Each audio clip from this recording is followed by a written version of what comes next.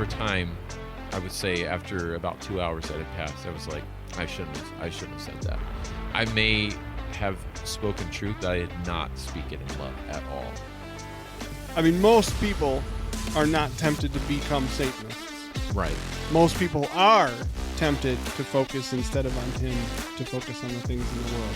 Yeah. Looking left and right is the temptation. Pride is really at the root. I have to be right. No, I need to win out this, or you're not going to talk to me like that. And we have to fight our natural instincts and try to breathe grace into a situation, even when it's heated. All right, welcome back to another episode of the Life and Faith Podcast. Today, I'm excited about this topic.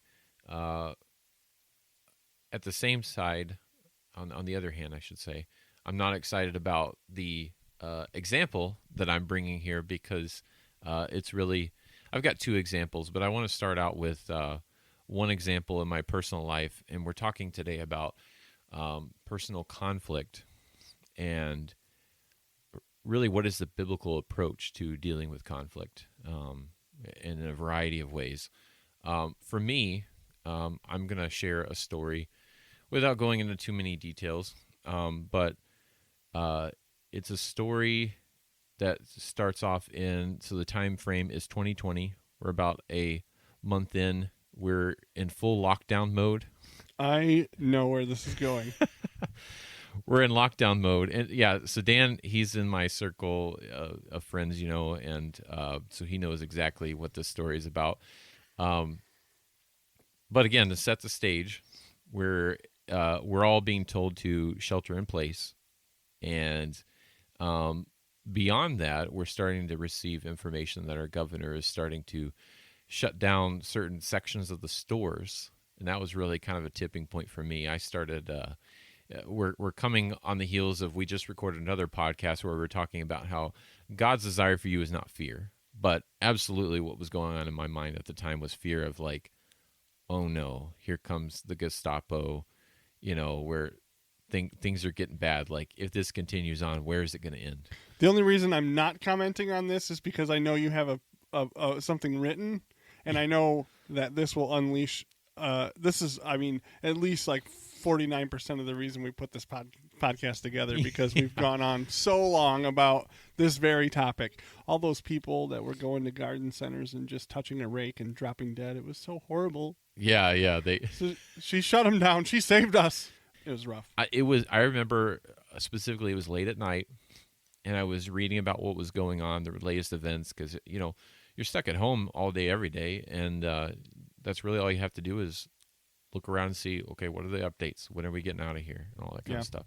And so I'm spiraling, and I'm just thinking. So I put kind of on Facebook, I put down a status that said something to the effect of like, I don't remember voting for this kind of stuff, and it had something to do with politics. But I was like, I think I was saying, is there any chance that we could recall our governor? That's how upset I was. Yeah. Little did I know that I had set the bait, at least for, and I'm trying to be gracious in that, I set the bait for a politically charged discussion, because at this point especially, maybe even to this day, some people are like this, but I would wager far less than there was at the time. At the time, there were some people that were like, oh yes, and please do more than what's currently going on, because we're all going to die if we don't. Like that was, so I'm over here saying, what's happening to our freedom? There's other people over here saying, who cares about your freedom when people are dying, And so, of course, not realizing the what I had stepped into by posting that status, I had somebody who was actually in my, I guess you could say in my work life, that had commented and basically, as charged as my status was at least equally as charged of the opposite view. And not only was this already charged for me, but some events that had happened at work kind of further embroiled this. Yeah, I'll say that that socially or publicly, that this has been the most difficult time that I can recall. I mean, I wasn't there for for some of the things that happened when I was younger and things like that. And I know like 9/11 happened when I was 21, and um, you know, there have been times when publicly there have been big events that brought us all either together or apart. But I don't think there's ever been a tougher time to look past our differences between the availability of social media and the politically charged messages we hear every day and the events of that particular event, the course of action that taken by the government and all that was just a perfect storm.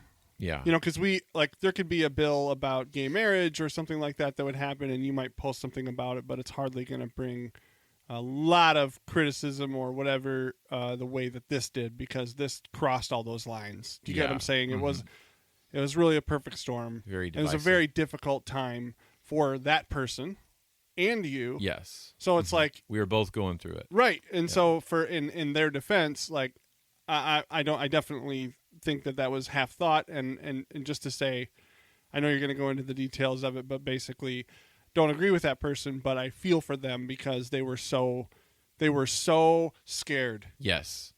And you're touching on great points, because these are all things I want to draw out too. I'm glad you're pointing at that, because that's absolutely a part of this discussion.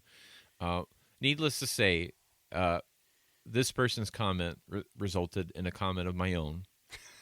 And then they commented. Out of anger. And then I commented. Yeah. It was so funny. I don't even know if you remember this, Dan, but you and I had just had a conversation the week before about how we were talking about things with work, and I'm even outside of work. I was saying I feel like I can't really speak my mind on social media because I'm afraid of what implications it may have at work.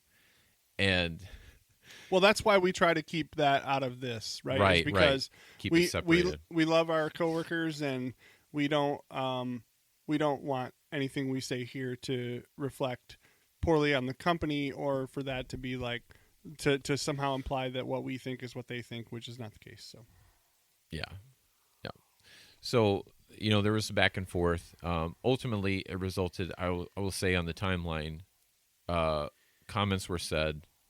It got fiery, and 2 hours went by, and those 2 hours were it resulted in like, yeah, I'm glad I did that.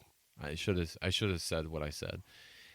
To like messaging other people, telling them about the situation. I got some pats on the back, like, yeah, you should have said that. Good for you. But then over time, I would say after about 2 hours that had passed, I was like, I shouldn't have said that. I may have spoken truth, but I did not speak it in love at all. And so I felt bad about that. I went out and I sought this person out individually to apologize to them. But, as they say, as people have mentioned throughout time, words are kind of like a tube of toothpaste. Once you squeeze it out, you can't get it back in. So I could apologize and try to make amends, and that's a little bit of an element of what we're talking about here today.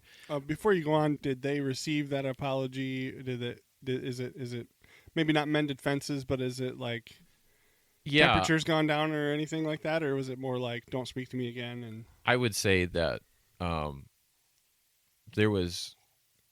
I hope I wasn't reading this wrong, but one, I think it was just shock that I was coming so quickly afterwards and saying something about an apology, because I don't think they were expecting apology.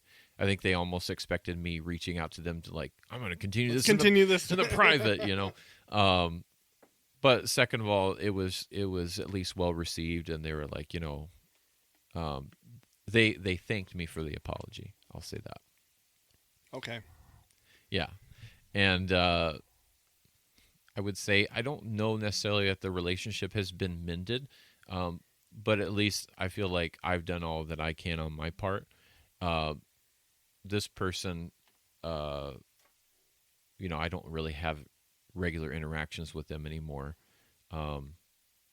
So there has been opportunity. But I will say, if we do see each other, everything's civil. We carry on. We're acquaintances, at least. So there's all kinds of lessons you could draw out of this. You could draw out a lesson of like, be careful what you say before you type it, but what I want to touch on today is resolving personal conflict and how we are to do that biblically. So when someone mistreats or opposes us, the instinctive reaction, just like mine was, is to justify ourselves and to do everything we can to get our own way. Um, I want my point to be heard. I want people to understand how ridiculous this person's point is and how much better my point is. That's that natural instinct that kicks in. This will inevitably lead us to impulsive decisions, hence my impulsive comments, that will only make the situation worse. And it did. I may have felt better in the moment by saying it and getting things off my chest. But ultimately, I look back on that situation and say, you know what? That was a bunch of frustration and worry and fear that culminated in that blow up. That was a low point of the whole time that the pandemic Yeah.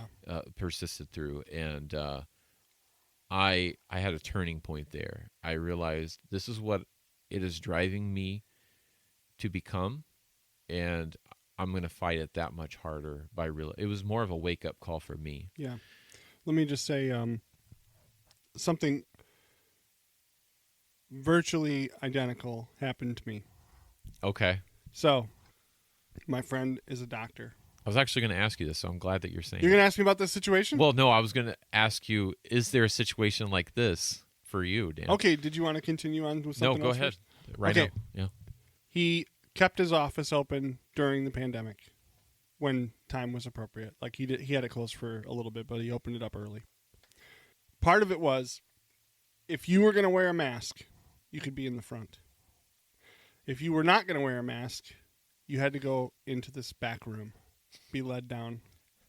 If you refused, you were going to be led down into a secondary room. My point was, make the mask people go back there. Yeah. Right? So I said as much online. Yeah. I didn't say names.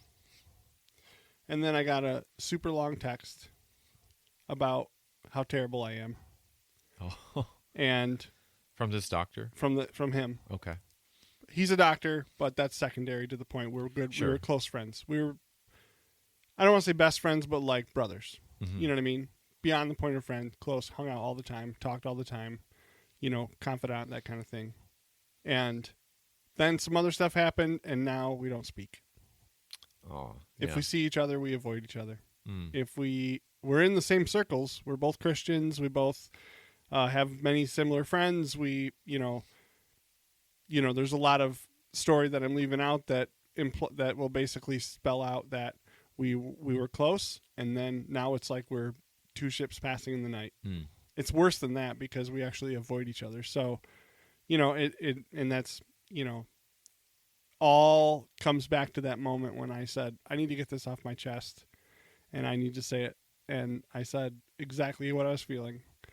And I felt betrayed because, I was treated like second class, because of that, because of something that I so believed in, so yeah, there you have it. Yeah, no, I appreciate you sharing that. Like I said, I was going to, I think in the midst of me sharing mine, I forgot that I was going to ask you as well. So, but when we get into these situations, kind of like you were saying, there's a statement made, somebody responds to it, it's inflammatory, and then you respond back with even more inflammatory responses, and it escalates, if you will. It starts in this cyclical pattern. I've heard some people refer to this cyclical pattern of events in relationships as known as the crazy cycle.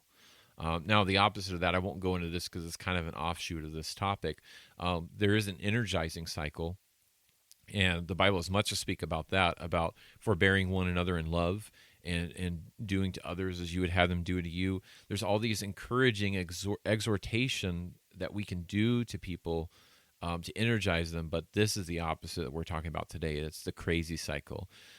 Thankfully, God has provided us a way to overcome our innate weaknesses as peacemakers. There's much in the Bible talking about being, it says, "Blessed are the peacemakers," and this idea of peacemaking is so important. Um, the reason why I'm bringing it up today is I see it missing almost more than any other principle in the Bible. I know it's probably a dime a dozen to hear people say the church doesn't have this today, and it's almost, you hear it so much it becomes cliche, but it is so true that while you may have a peacemaking element in your church by maybe the pastor comes and sits in the office with you and counsels, but the real spirit behind peacemaking is every Christian should be a peacemaker, actively seeking peace with others or helping restore other people, coming in and helping. And you, sadly today, you just don't see that. And I think that's one of the Achilles heel of the church and of Christianity today. We have to learn to respond to conflict constructively. God's solution is the gospel. Now, you can unpack this in a lot of ways, but I want to start off by saying that the solution really is the gospel. You say, well, that's cliche, but the gospel is the good news that Christ Jesus came into the world to save sinners. That's what we see in the Bible. That's the definition of the gospel, really, in a nutshell. When we remember all that Jesus did for us on the cross, our blinding self-absorption can be replaced with a liberating desire to draw attention to the goodness and power of God. That is how we avoid, well, not even avoid conflict, but it's how we avoid spiraling in conflict. Conflict is going to come, right? There's no escaping it. Yeah, it's a As try as we condition might. condition of the fall. Yeah, absolutely. Colossians 3:1-2 says, if ye be risen with Christ, seek those things which are above, where Christ sitteth on the right hand of God.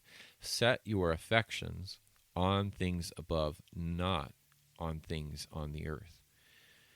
Through It's like the influence of the enemy and the influence of the world is to do the very opposite of that thing. right, Remember Cody talked about that? Mhm. Is like, it's not about devotion. It's about just not focusing on him and Yeah. instead focusing on the thing. Because he didn't say, read that verse again. It says, set your affection on things above, not on things on the earth. Right. He did not say on things below, implying hell. Right. Right. Last episode we recorded was talking about a Satanist idol, right? Satan doesn't even need that. He just wants you to not worship God. Yeah. It's like God knew that you wouldn't really, I mean, most people are not tempted to become Satanists. Right. Most people are tempted to focus instead of on him, to focus on the things in the world. Yeah. How's this situation going? What's that situation going to end like? What did that person say about me? Well, how am I going to accomplish this thing over here and there? Yeah. You know, looking left and right is the temptation. Yeah. That's a good point, because let's go back to that example I gave in the beginning, that story I gave on Facebook in the pandemic. I will not tell you that was Satan that made me do that. I know some people are like, well, Satan made me do it, or tempted me, or whatever language you want to use. No, my greatest enemy is me and my flesh. The Bible says, in my flesh I know that there dwelleth no good thing.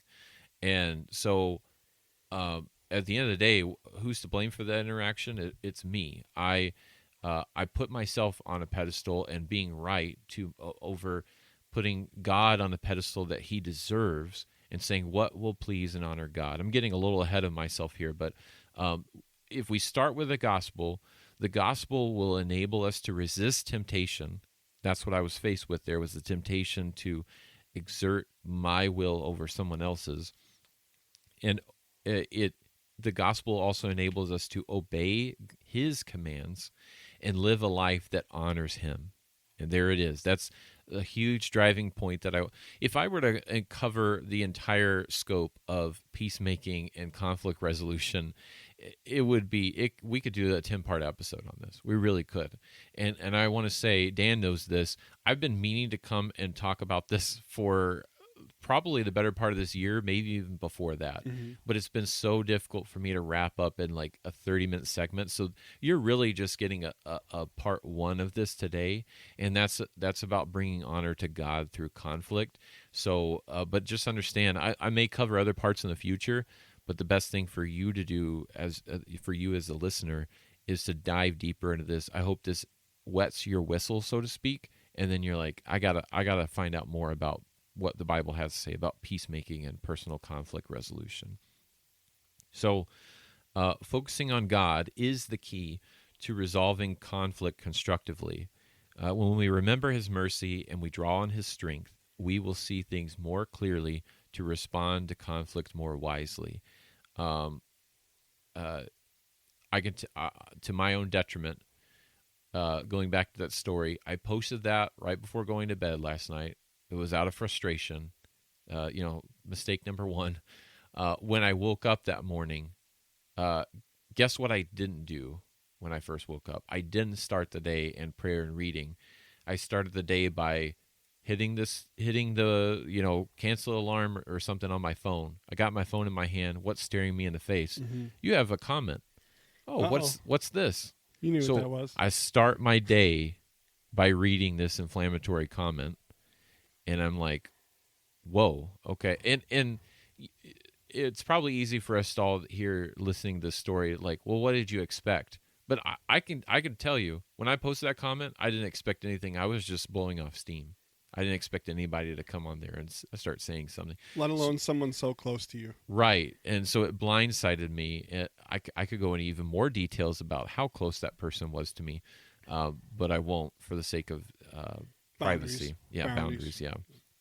So, so it was blindsiding. But that is what I say that because when we're drawing on His mercy and His strength, on His strength that He has saved us to win for us, we will see things more clearly to respond to conflict more wisely. Listen, even as soon as your alarm goes off, put that phone down, like in that case, and just begin the day with prayer. Even if you say, I got to hurry up and get ready for work, even just 5 minutes, something around that, that can make a huge difference in your day. And it's hard to pull out, right? It's hard when the car starts careening over into that ditch, that particular ditch, to pull out, because you're like, can I live with this? Can I live with this person saying that to me? Yeah, exactly. And you're like, do I want to live in a world where I just let people talk to me like this? Yeah. And that kind of thing. And it's like, you have your Absolutely reasons. Some of them are.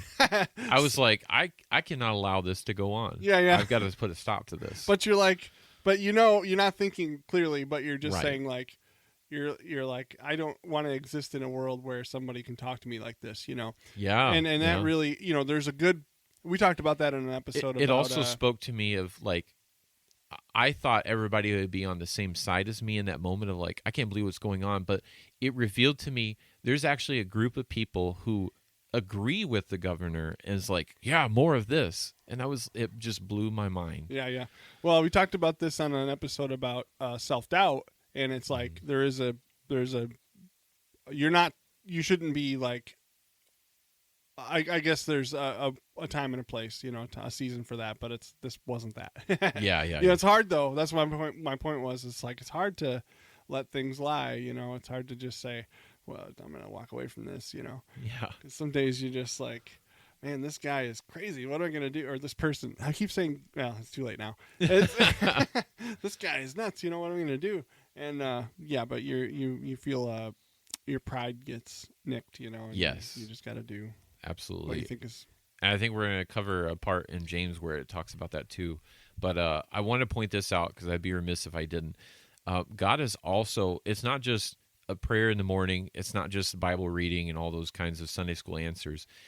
God has also provided a powerful support system for peacemaking. It is intended to be the church. But like I said before, the church often is lacking in this. It really is up to your leadership to foster a culture of peacemaking. It's not enough to just say, I'm going to preach peacemaking from the pulpit. It has to be lived out. It has to be observable in people in your church so that it becomes a saturated culture. And yes, it kind of begins with the leadership in your church, but you say, I don't have a position in my church. You can still go to your pastor and say, I'm really burdened for this.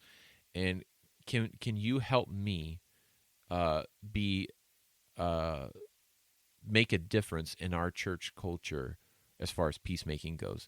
You can be kind of the catalyst for a change in your church. So I hope if you don't take away anything from this, say I need to make peacemaking more of a priority in my own life, and then be an example to others so that other people can see the importance of peacemaking as well.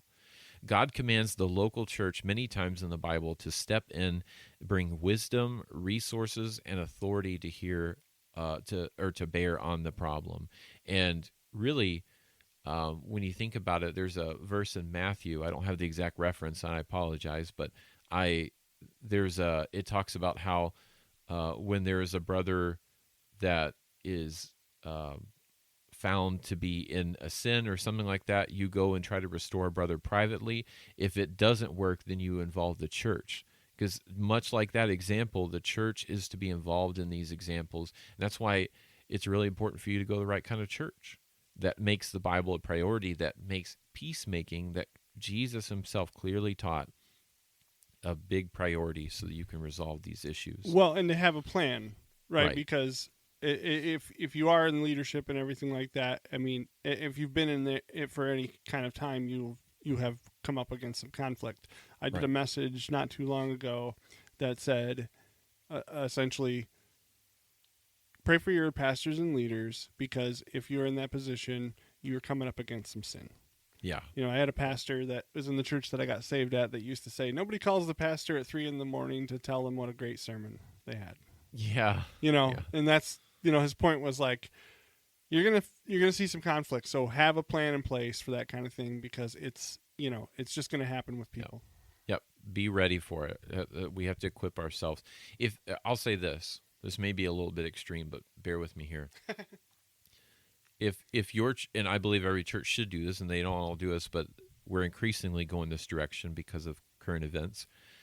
You should have a security meeting and establish security things for your church, of emergency protocols and things like that. Play out scenarios, figure out what you're going to do with your church. It's a safety thing, right? But spiritually speaking, another safety practice, you need to be prepared, much like you would. Many churches are going out there and taking courses on security, but what kind of courses are you taking on peacemaking? Because now we're talking about spiritual security. Um, there's been horrific things that have happened, even from a failure to make peace in times of conflict. The church should be leading the way and teaching their people to be peacemakers. They should be training gifted members to serve as conflict coaches and mediators, and reinstating the ministry of loving, redemptive accountability as a means to restore members who have become entangled in destructive sin. Each person plays a role in peacemaking, but notice I pointed out that um, there are certain people who have a gift for those things. Those should be the coaches and the mentors. But to some degree, we all teach by our example. So we should all be having examples in our personal lives of resolving conflict in a biblical way. Too many churches today are filled with believers who have not yet developed the commitment and ability to respond to conflict in a gospel-centered and a biblically faithful manner. We often see or hear about churches responding to conflict with the same avoidance, manipulation, or control that characterizes the world. So we talked about in an earlier episode about God didn't intend for us to respond to things out of fear. But many times, fear and conflict, this was absolutely the case in the example I gave at the beginning of this episode. We can either it can lead us to avoidance, manipulation, or control.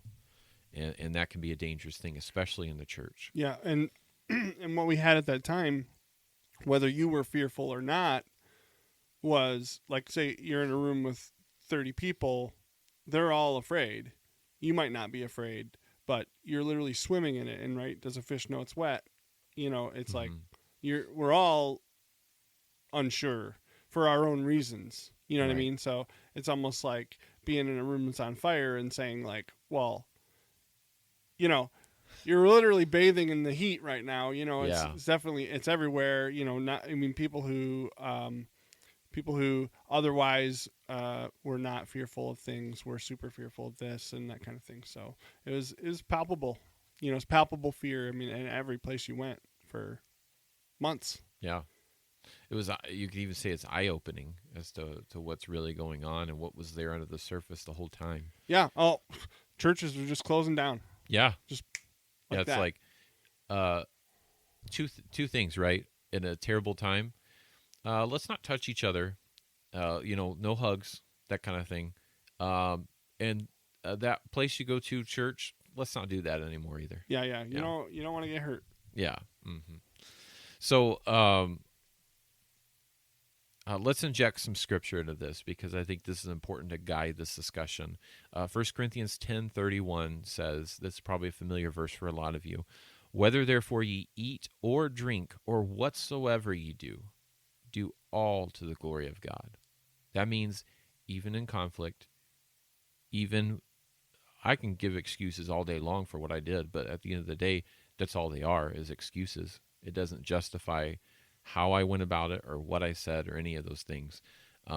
It should have been what I post on social media should be for the glory of God.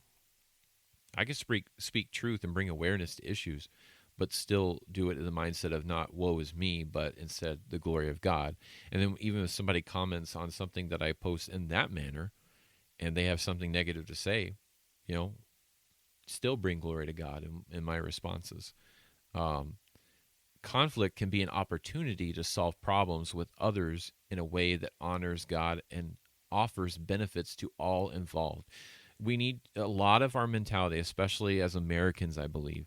We shy away from conflict. We avoid it at all costs, and we don't want any kind of confrontation with people. But rather than running away from it, we need to, especially as Christians, start to view conflict as an opportunity, not something that we dread. Don't dread it because when it comes, you will panic. And when you feel like there's no way out, even though typically you do try to run away from it, when you get cornered, have you ever seen somebody in a corner? They spaz out, Mm-hmm. and that's probably how you could describe the way I was acting that day in that example. And it's something that if you're not always seeking to avoid, you will be more level-headed, have more biblical wisdom when it comes to you, even when it surprises you.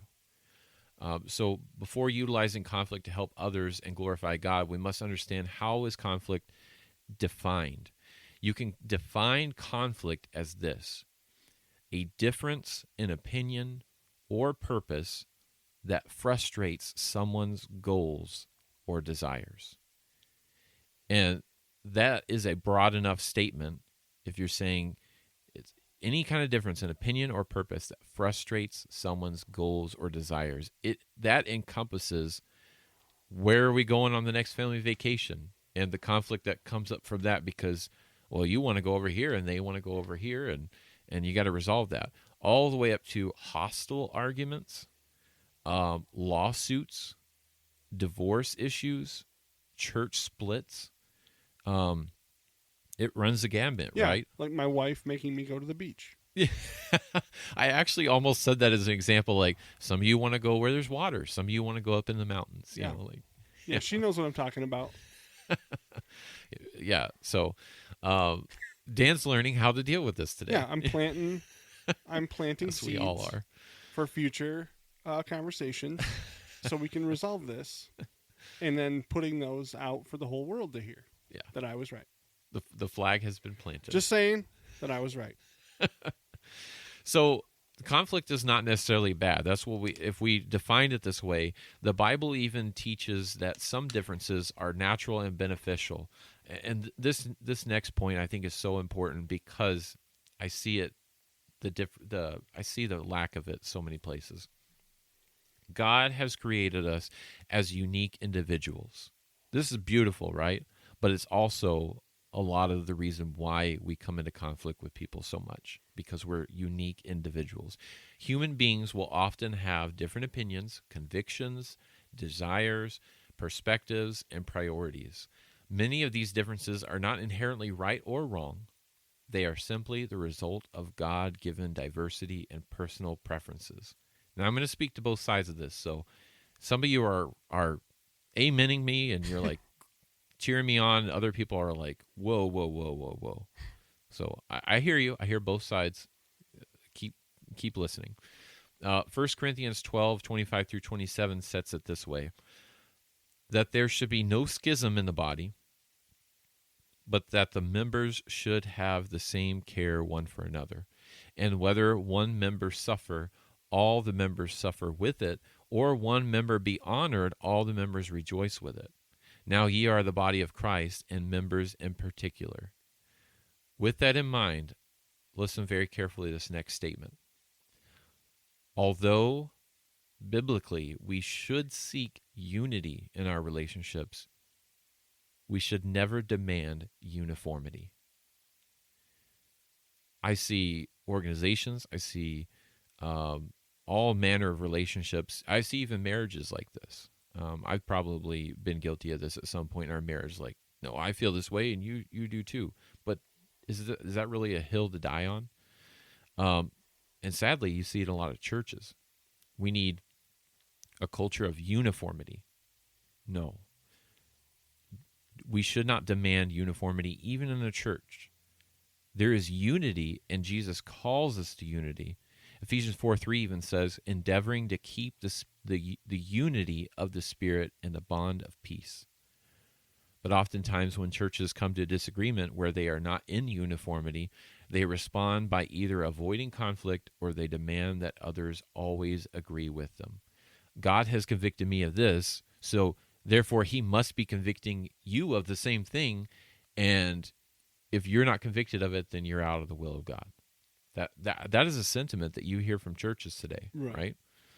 So, but it's a very dangerous one, and not only is it a dangerous mentality or a lack of understanding of what the Bible says about unity versus uniformity, but it's also a way that we are circumventing the conflict resolution process. We don't avoid conflict. A lot of times when people say, here are the things you need to abide by, and do it, it is a way of saying, I don't have time to deal with conflict as it comes on a personal one-on-one basis, or maybe my business is too big, or my church is too big, or my family's too big. I don't have time to sit down with each individual person. But you have to make time. You have to develop a culture where there's enough people helping you mentor and counsel people that you are able to handle those one-on-one, because making people conform to man's convictions versus God's convictions can be very dangerous. There's a lot that you can draw out here in Romans 14. It talks about there's one man esteemeth it one day over above another esteemeth every day alike. Let every man be fully persuaded in his own mind. I've just said one verse out of that, but go and read all of Romans 14 because there's a lot to say. Yeah, on it's this. great on that. Yeah, great chapter for that. The last one, I'll read this one. This will be the last one.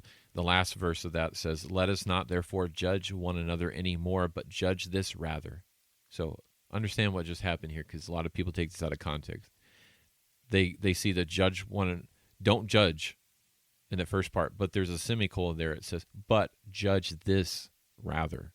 So judge by this, that no man put a stumbling block or an occasion to fall in his brother's way. So, yeah, I think with conflict resolution, it's almost like it can be mutually beneficial, but if you have the spirit of resolution, somebody's going to have to do something they don't want to do. right. And and I mean that in a productive way, not in an unproductive way. But like for example, that verse that says one esteems the day over the other, you're going to have to allow that person, because that verse says not to worry, not to trifle over that stuff. Right? It's like let it ride, man. Somebody's going to not eat. Don't eat whatever they don't eat in their presence. So like somebody doesn't eat meat for spiritual reasons, don't eat meat in their presence. Mm-hmm. You're going to have to do something you don't want to do. You're going to have to change the way you do things a little bit in Right. a you're going to compromise in a way that's not compromising your integrity or your you know what I mean? You're not to the point of sin, but it's like be the person who's going to be first to take a step back and regard others as more important than yourself and say, for that reason, I'm not going to do this thing. I'm going to do something I don't want to do Yeah. for the benefit of that. You know what I mean?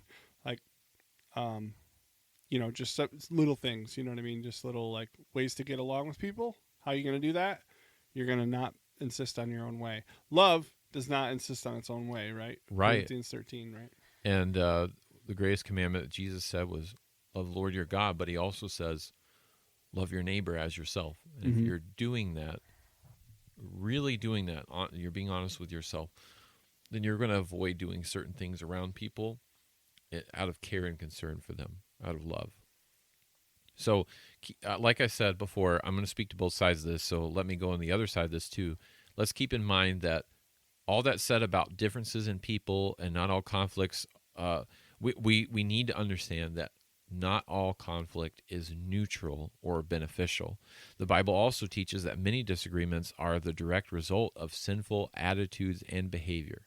So it can't all just be, oh, I'm a unique individual and that's just the way I do things. No, if what the way you're doing things is opposed to what the Bible says you need to do, that is a different story. James 4:1-2 says, "From whence come wars and fightings among you." So that essentially is explaining, it's referring to the conflict that we're talking about, personal conflict. Come they not hence even of your lusts that war in your members? Ye lust and have not, ye kill and desire to have, and cannot obtain, ye fight and ye war, ye have not because ye ask not. So essentially it goes on to say that pride is really at the root of these conflicts that come up amongst you. And we talked about that earlier. Like, I have to be right. I need to win out this, or you're not going to talk to me like that. All these things come up in our minds when we're in the middle of a conflict, and we have to fight our natural instincts that comes from the flesh and try to, as a lot of people put it that have wrote on this subject, they coined this term, breathe grace into a situation. You may be breathing in from what other people are saying. There's oxygen and carbon dioxide. They're spewing just a bunch of hate or disrespect or anger and frustration. But you have to, whatever you're breathing in that's in the air, you still have to be intentional about breathing out grace into a situation, even when it's heated. So with both these aspects in mind, we proceed to deal with conflict as neither an inconvenience nor as an occasion to force our will on others.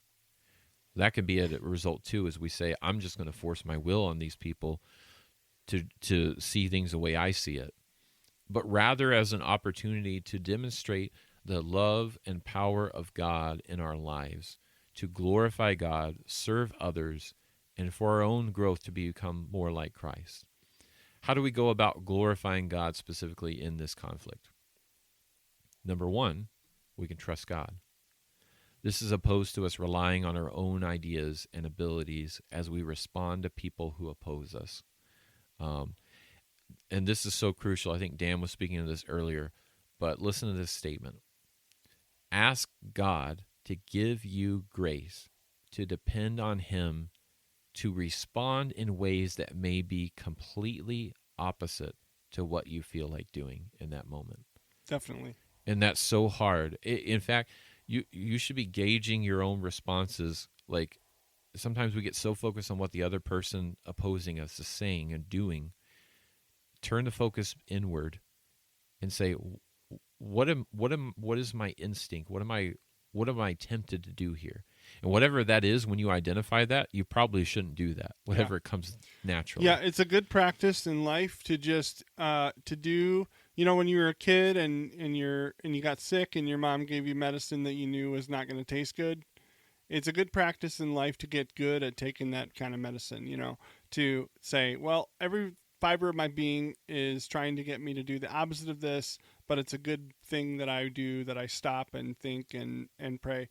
and often I will excuse myself from a situation that's upsetting Yeah. or a conflict, and give myself time to let my insides Being slow calm. to speak. Yeah, be slow to speak. Yep. Not that I'm something great, but I do have to do that, especially like in my family Right. and my family situations, because I know that I love those people and they love me, and they'll always forgive me, and they'll always be there, and I'll always be able to trust them to not judge me for those things.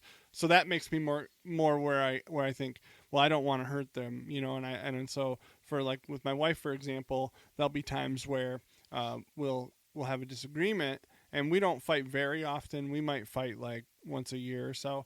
Maybe not even that. We definitely don't fight like I have in past relationships. But what'll happen is we'll have a disagreement about something. It'll get kind of loud to where I get excited, because I tend to get excited, and then I will say I'll walk away or whatever, and then I'll give it some time, and we'll just and then I have an opportunity to do what you're saying, which is to say, wait, what is right here? Mm-hmm. What Yeah. is the Lord? Mm-hmm. He certainly built this whole world with a system in place for us to contend with these things. So what would he have me do? You know what I mean? It's like, maybe this thing is like I get upset because, just as an example, I get upset because my wife's work is very demanding, Mm. and she is called to this work, and she's very passionate about it, and it takes as much of her time as she will allow it to take. So if it could take more, it would take more, and that it upsets me, because I feel she's being taken advantage of, because I'm not getting the time with her, because it doesn't seem to care what Sheila wants. It seems to care more about what it wants, and so she is dedicated to this calling that she has, which it is a calling, because she absolutely just is like a fish in water, to go back to that metaphor again. But I will often get upset about that, and then I'll maybe even say something about it, and then try to. I did this yesterday, actually. I sent her a message because we were talking about her having to stay late again because one of her coworkers no-showed, and then it was like, and I was like, hey, just letting you know, before we even get into it, I didn't say that before we get into it, but I was like, hey, just letting you know, it's fine. Laundry's going, everything's fine here. Everything's cool here, so you just stay as late as you need to, because I got to invest in those moments. Yes. Because if I don't, then I know I'm going to withdraw from that moment later when I'm upset about it. But I like all that to say, I know the right thing to do. It's a little bit tricky. I would advise getting good at taking a little medicine. You know it's going to taste bad. You're not going to feel like doing it. It may be the opposite of what everything inside you is telling you to do. But if you know it's right, and the Lord has led you to say, hey, there is zero pressure from me on this matter. Yeah. Do whatever you need to do. Then do that. Yeah. Get good at that. Get accustomed to, I don't say not being right, but like get accustomed to not having your way and not insisting on your own thing. Yeah, absolutely. Sometimes if we're scratching our head trying to figure out what is the right thing to do in the situation, we'll go back to what your gut instinct was and do the opposite of that. Like that's probably an oversimplification. Yeah, but, yeah, not in all situations, right? But right. So right along with trusting God, the Bible says in Proverbs, "Lean not on your own understanding; in all your ways acknowledge Him, and He will direct your path." So, what is I can hardly think of a situation where we need more of a pathway out or through, so to speak, I guess you could say, than personal conflict. You need a pathway, and God needs to direct that. Lean upon God rather than your own understanding. That would have carried me very far in that situation had I done that. Number two, first was trust God.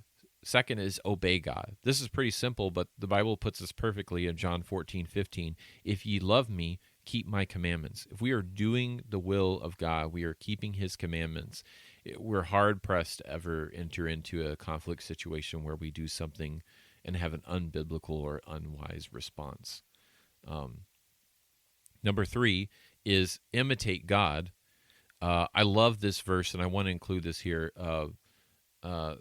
God's really laid this on my heart for our church where we attend, and this has resonated with me a lot, but it jumped out at me in this point. Ephesians 5 1 through 2 says, "Be ye therefore followers of God as dear children, and walk in love, as Christ also hath loved us, and hath given himself for us, an offering and a sacrifice to God for a sweet smelling savor." Number 4, after imitate God, it's acknowledge God. Other people will often take notice and wonder how you do it when you're able to use a biblical uh, a biblical manner of resolving personal conflict. Don't be silent when they ask you about it or they notice it. Be sure to give God the glory. Now's the time where I can try to balance out my horrible failure in the beginning of what I told you with an example where I was able to put this into practice by God's grace. And again, this kind of involves a work scenario, so I'm going to be very vague about it. I do work in a customer service role, but I work in more of a management role of that. I started out, answering calls, talking with people.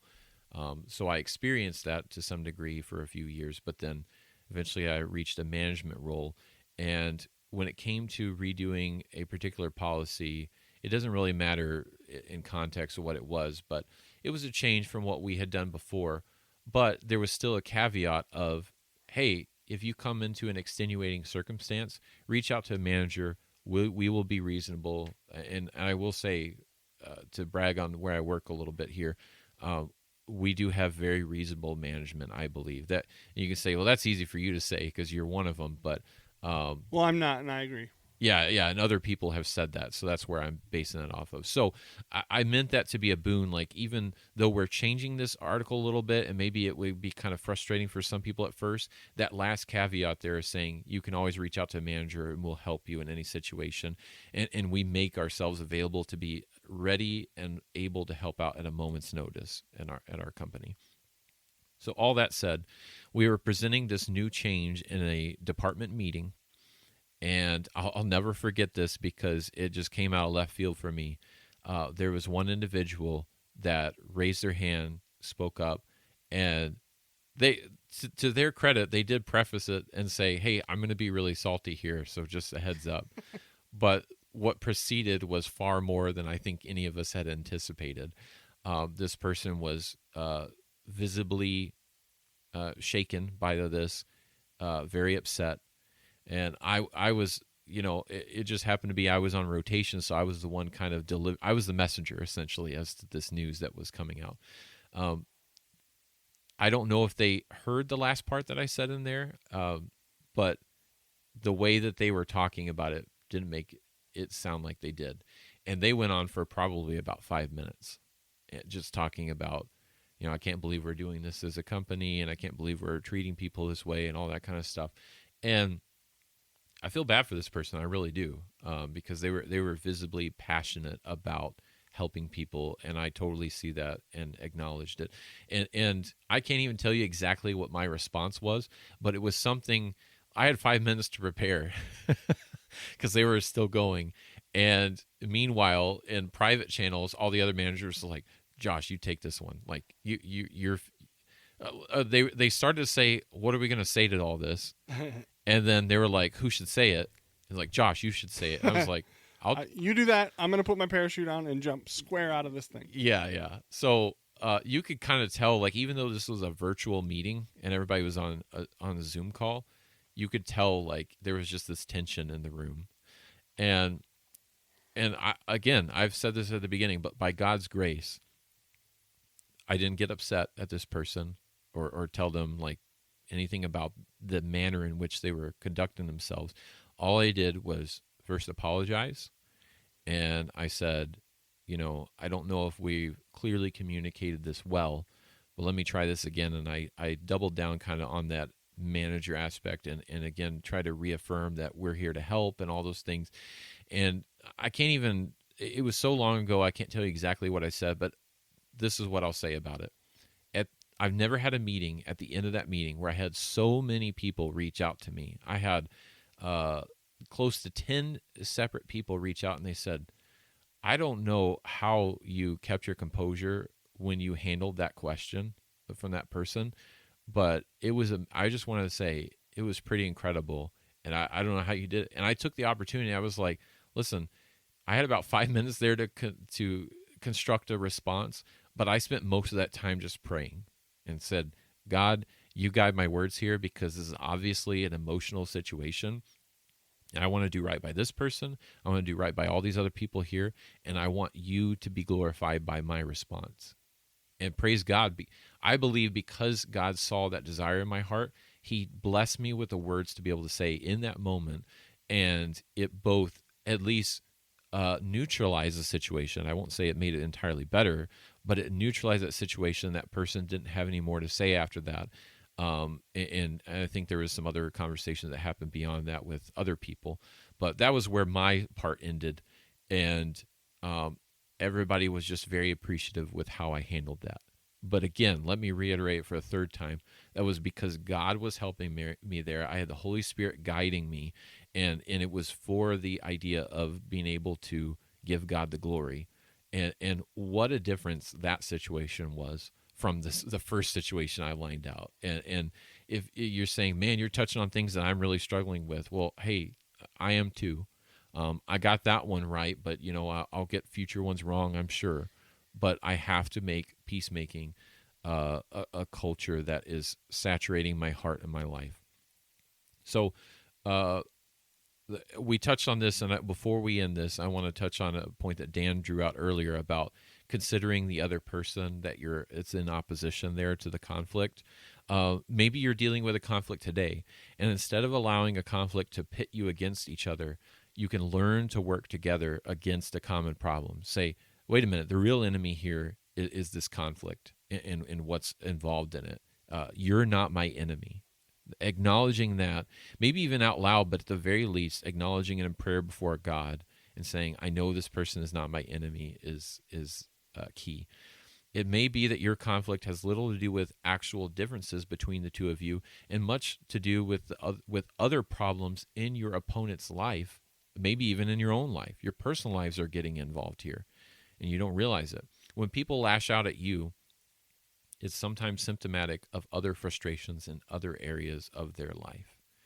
How you handle conflict can be a wonderful opportunity to teach and encourage others by your example. It's particularly important, I'll kind of finish on this point, it's particularly important if you are a parent or a grandparent. Your children constantly observe how you handle conflict. You can apply this to anything, right? Church members, people you work with, people at the grocery store, if it's happening at a grocery store, I don't know. But especially in your homes, children observe conflict because it's how they learn. If you are a defensive person, I have to raise my hand here because I am a defensive person to my own detriment. If you are a critical person, you are unreasonable, you are impulsive, your children are likely to develop that same behavior if they observe that regularly in you. But if you breathe grace into conflict, your children will be encouraged to imitate that same response. What they learn about peacemaking from you may have a profound impact on the way they handle conflict at school, in the workplace, and in their own marriages someday. Think about the ripple effects that all this has. If we will just make peacemaking and resolving conflict the opportunity of a conflict to glorify God, think about the ripple effect it will have in your family for generations, your workplace, your church. Realize today that God may be using conflict to remind you of your weaknesses and to encourage you to depend more on Him. We must worry far less about going through conflict and focus far more on growing through conflict. As you grow, dear listener, to view conflict more as an opportunity to glorify God, to serve others, and to grow to be more like Christ. Let us dwell on what Micah 6:8 says. He has showed thee, O man, what is good, and what doth the Lord require of thee?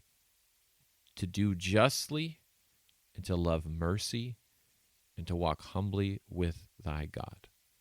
As we do those things, Christ is glorified, and others are benefited, even in conflict. Thank you for listening to the Life and Faith podcast. If you've enjoyed today's episode, please consider subscribing, leaving a review on your favorite platform, and sharing it with friends and family. Your support helps us continue spreading the gospel of faith, hope, and love. Connect with us on YouTube, Apple Podcasts, Spotify, and many others to stay updated on our latest episodes. See the link in the show notes for all our social media channels. And until next time, it is our hope you'll commit yourself to an even deeper life in faith.